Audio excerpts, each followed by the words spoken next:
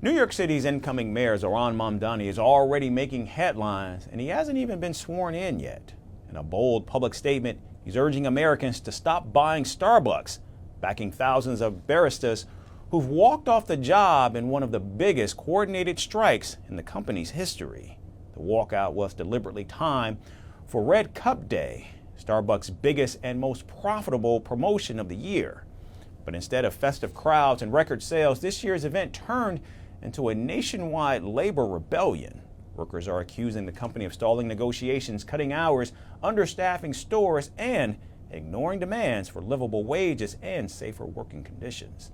And now, with Mamdani joining their fight, pressure on the coffee giant is rising far beyond the picket lines. Here's our report with more. Starbucks' busiest day of the year was meant to be awash in festive red cups and record-breaking sales. Instead, it became the backdrop for a national labor showdown.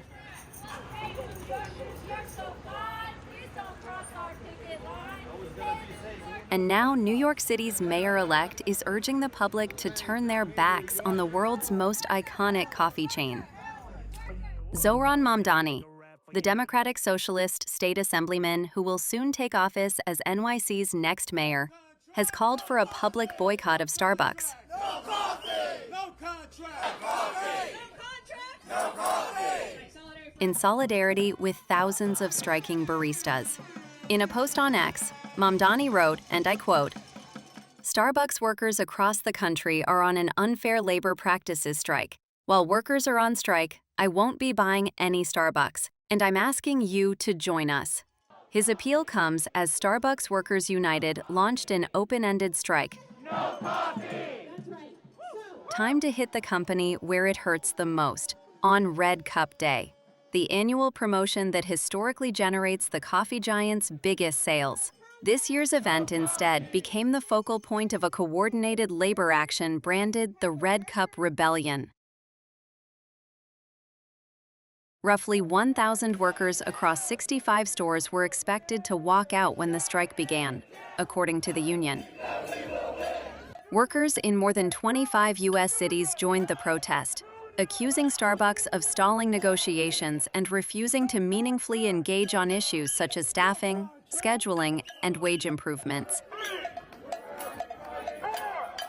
So what we're asking for is pretty simple and basic. We want enough hours to meet the benefits. We want enough staffing in our stores so we're not overworked, and we want to be paid enough to live in this city. The union says more stores will join in if talks continue to falter, noting that the action could expand to over 500 locations.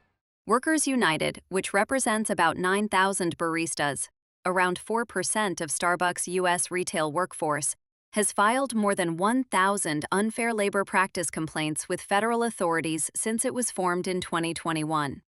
They have forced us to go on strike by not giving us livable wages.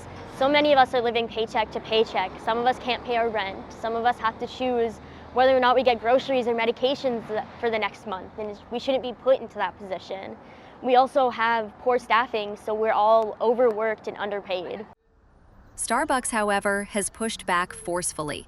A spokesperson stated in an interview that 99% of stores remained open and that the company had delivered the strongest reusable Red Cup Day in company history, despite the protests. The spokesperson also dismissed the union stance, arguing Starbucks already offers competitive pay and benefits, and that the union's demands have become unreasonable.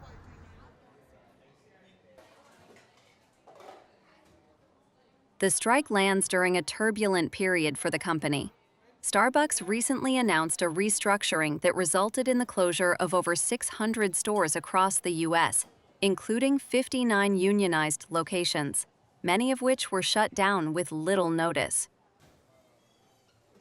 It is also the union's fourth strike since 2023, and the third since CEO Brian Niccol took the helm in September 2024. Last year's Red Cup Day saw around 60 stores temporarily close amid walkouts, signaling that this year's escalation marks a new phase in the union's national campaign.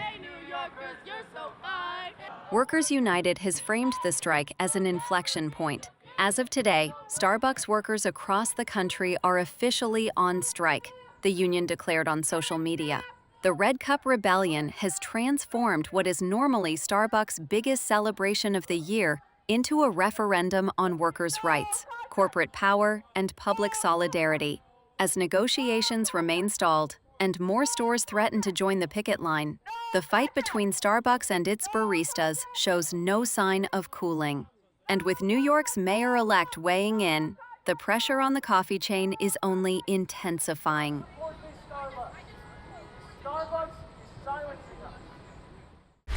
Want the facts? The latest developments? News that gets straight to the point. Well, we've got all three just for you. This is Firstpost Live, a brand new show, your window into what really matters. Don't miss it.